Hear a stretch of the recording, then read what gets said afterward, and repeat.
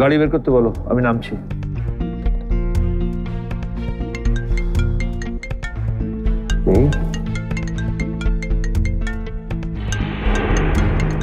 নওরিনের phone. আয়নের কাছে তো বিয়ের জন্য 1 মাস চাইলাম।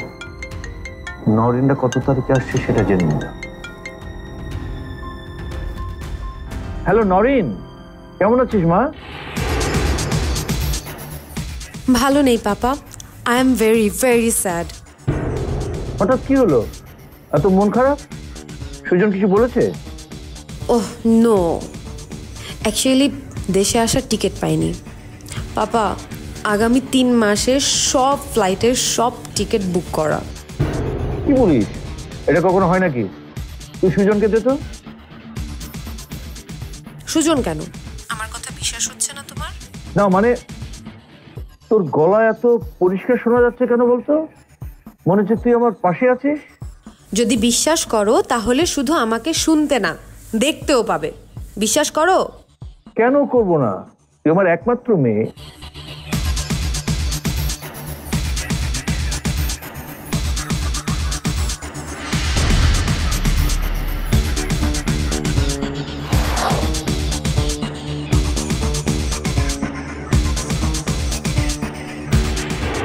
তুই ঠিকই বলেছিস, বিশ্বাসের জন্য আমি তোকে ঠিকই দেখতে পাচ্ছি রে মা। এসব কি? নওরিন, সুজন? না না না, এসব আমার উত্তেজিত মস্তিষ্কের কল্পনা, হ্যালুসিনেশন। হ্যালো নওরিন, নওরিন।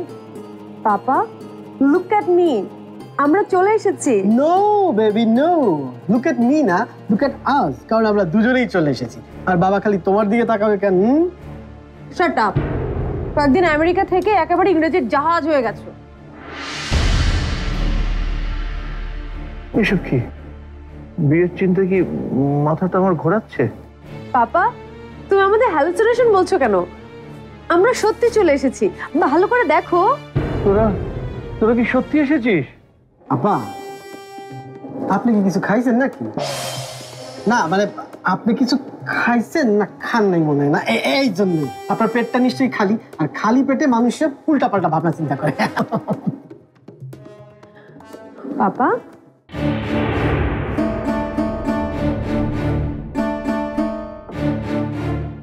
পাপা, তুমি আমার হাতটা ফিল করতে পারছো না?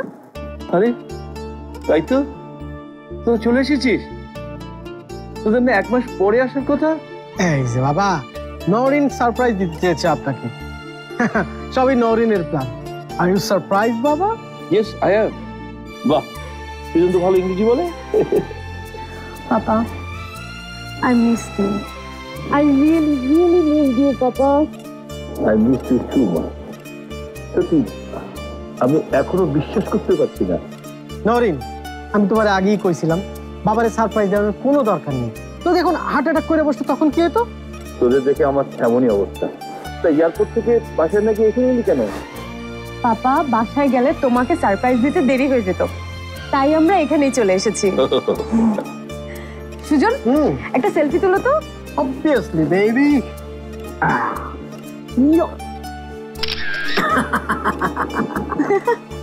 আমি এগুলো এখন ইনস্টাগ্রামে দিয়ে দেব। এই যে দেখেন আব্বা, এই যে ঘের আমার দেশ ছাইরা আমেরিকা চলে গেছি, কিন্তু ইনস্টাগ্রাম আমাকে ছাড়লো না।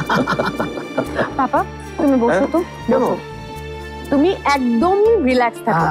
আচ্ছা, আমরা চলে এসেছি, এখন তোমার আর কোনো চিন্তা নেই, তাই না? কিন্তু আব্বা, আপনি তখন কার বিয়ের কথা কইতেছিলেন? সর্বনাশ, ওরা কি আমার রোনার সাথে বিয়ের কিছু শুনে ফেললো নাকি? হ্যাঁ পাপা, আমিও শুনেছি। তুমি বিয়ে না কি যেন বিড়বিড় করছিলে। বিয়ে? কিসের বিয়ে? ও হ্যাঁ, মিজান সাহেবের বিয়ে। মিজান সাহেব এই বয়সে বিয়ে করছে? কেন, সমস্যা কি? লোকটার বউ মারা গেছে, এত বছর হলো একা থাকে। আহারে, করুক না, একটাই তো বিয়ে করুক, খুব কষ্ট হয়। Shut up. পাপা, একটা বয়সের পর মানুষ বিয়ে করলে লোকজন হাসাহাসি করে, আর সন্তানদেরও লজ্জার সম্মুখীন হতে হয়। দেখো, তোমাকেই দেখো, তুমি কি এই বয়সে বিয়ে করার সিদ্ধান্ত নিবে? আরে আমি তো ভাবতেই পারতেছি না আব্বা জামাই সাজবো। আচ্ছা বাদ দে তো, এখন তোর কথা বল, আগের সমস্যা নেই তো? না আছে বাবা।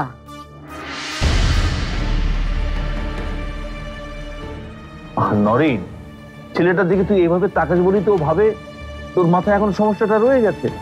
ওর কথা বাদ দাও তো, এখন বাসায় চলো। I am really so tired. ও হ্যাঁ, তোরা পার্কিং এ যা, আমি গাড়ি আসতে বলেছি। আচ্ছা ওকে বাবা। আচ্ছা বাবা See you. তাড়াতাড়ি আসো। হ্যাঁ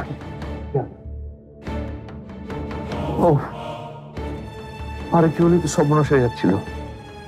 সর্বনাশ না হলেও তো ভালোই বিপদে পড়লাম। নরেন যা ভুলে গেল তাতে তো সামনাসামনি ওকে বিয়ের কথা কিভাবে বলবো? হ্যাঁ, মাশরাফি জুনিয়র টিভিতে প্রচারিত হওয়ার পূর্বেই সম্পূর্ণ নতুন এপিসোড দেখুন শুধুমাত্র দীপ্ত প্লেতে। মাশরাফি জুনিয়র টিভিতে প্রচারিত হওয়ার পূর্বেই সম্পূর্ণ নতুন এপিসোড দেখুন শুধুমাত্র দীপ্ত প্লেতে।